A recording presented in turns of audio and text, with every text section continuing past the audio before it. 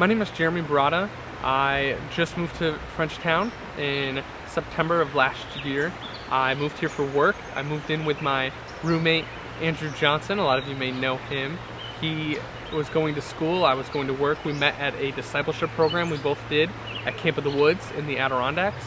And wow, that truly has been a blessing. Another blessing is that I grew up in a Christian home. Both my parents have a deep faith, and I have 4 other siblings who 3 of them also love the Lord and are seeking to get to know Him, and I still pray for. I have one sister who does not, and so I pray and trust that she will be saved, and when that day comes, I will rejoice more than anyone has ever rejoiced before. Love my family very, very much, and I'm very, very grateful for them. I was saved at 18. I grew up in the church, so I knew I needed to be discipled. So I sought out a discipleship program. Andrew and I were both discipled up there.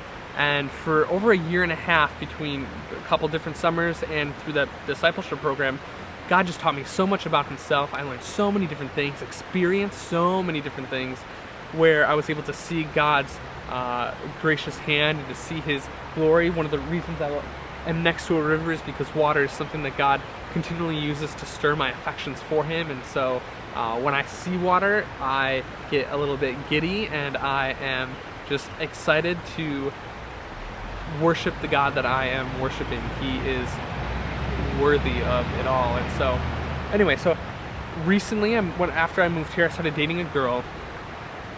Didn't go well. We both struggled with self-control. We both struggled with sexual sin. I guess more specifically, we struggled with physical touch.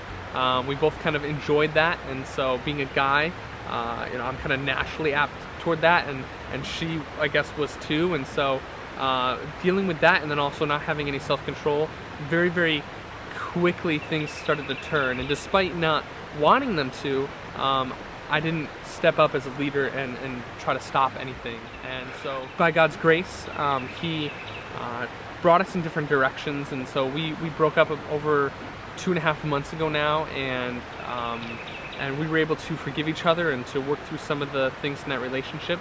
But now, since those 2.5 months, God's really been drawing me back to Himself, realizing how much of an idol I made her and how much I was off of focused not on Him but on myself. Ultimately, it was very, very selfish and just different. Yeah, it was devastating. But now, I can talk to you guys with a smile on my face because I know I'm forgiven.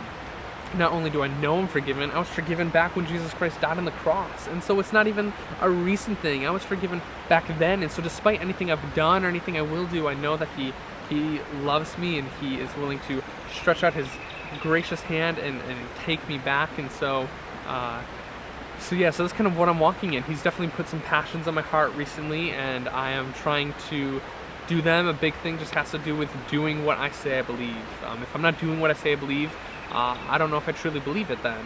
And so to prove to myself and to God, and to bring His glory and His name glory, and to get His name out to all nations, I'm trying to be faithful to His commission, His word, and actually do what He tells us, because ultimately it leads to joy. Whenever we're seeking ourselves or seeking other things other than His glory, we will be disappointed. I'm sure you guys have realized that. I have multiple times.